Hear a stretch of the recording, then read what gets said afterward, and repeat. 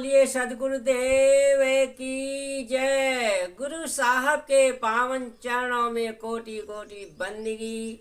आए हुए सभी प्रेमी भक्तों को, हंस जनों को एवं माताओं बहनों को एवं सकल समाज को साहेब बंदगी, साहेब बंदगी।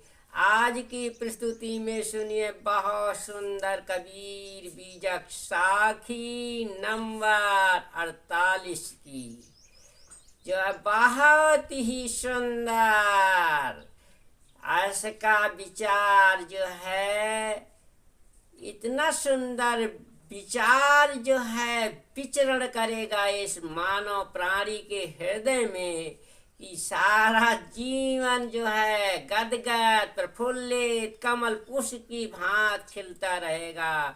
ऐसा सुंदर इसका मार्मिक सुंदर अर्थ के द्वारा अर्थ सुने, जो बहुत ही प्रसन्नता को लाने वाला, जीवन में जो है जीवन भर सारा जीवन जो है कमल खिला रहेगा।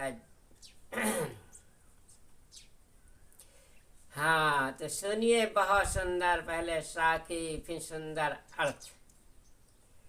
मलयागिरी की बासु में अवृक्ष रहा सवे गोये, कहबे को चंदन भया मलयागिरी न हो।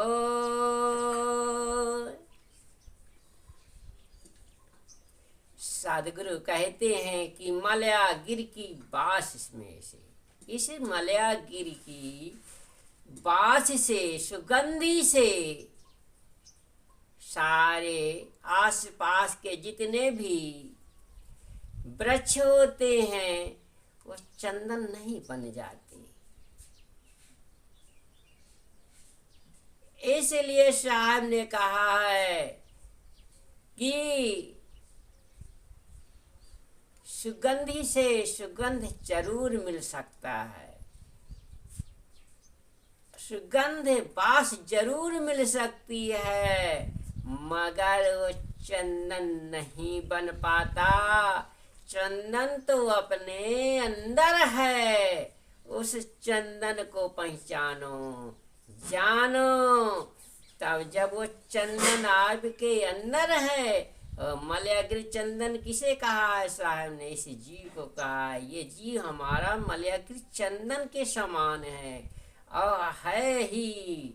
हाँ, तो इसकी खुशबू जब जीव की खुशबू जब जीव शरीर में रहता है, तब मानो कि ये हरा भरा रहता है शरीर, केवल हरा भरा रहता है, मगर ये शरीर चंदन नहीं बन जाता, चंदन नहीं बन जाता। चंदन तो हमारा मूलतः स्वरूप हमारा जीव है, वो ही चंदन है।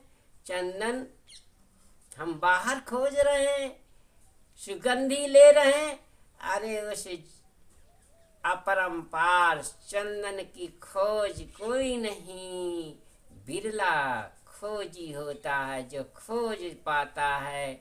इसलिए साहब कहते हैं कि मलयागिरी के पास में वृक्ष रहा सब कोय।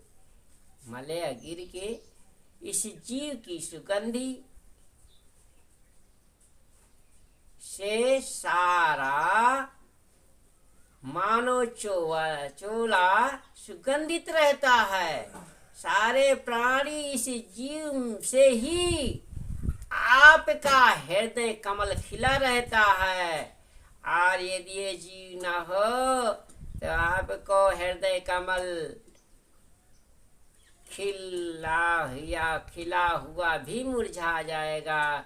तो ये जीव की ही सत्ता से सब सत्ता, ये शरीर की सत्ता है और सुगंधी है। हाँ, इस जीव की सुगंधी से ही सारा ये मानव जीवन सुगंधित रहता है और चंदन बन की तरह ये शरीर बन चंदन है। हमारा पूरा शरीर, पूरा संसार, पूरा मानव प्राणी ये चंदन की समान है, सुगंधित हैं। सुगंधित तभी होगी जब सत्य स्वरूप का पहचानोगे, जानोगे। इसलिए सदगुरु कहते हैं हिमालय गिरी की सुगंधी में उसके आसपास के सारे वृक्ष ओतप्रोत हो जाते हैं।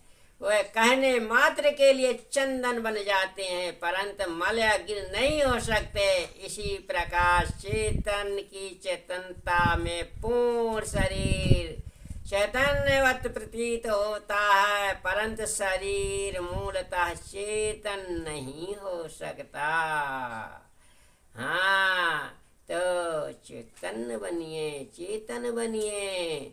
आप चेतन को जानिए। चेतन से ये शरीर चेतन रहता है, चेतन नहीं तो शरीर भी चेतन नहीं है। हाँ, तो सदगुरु इसी चेतन को ही लखाते रहते हैं। लखिए। बोलिए सदगुरु देव।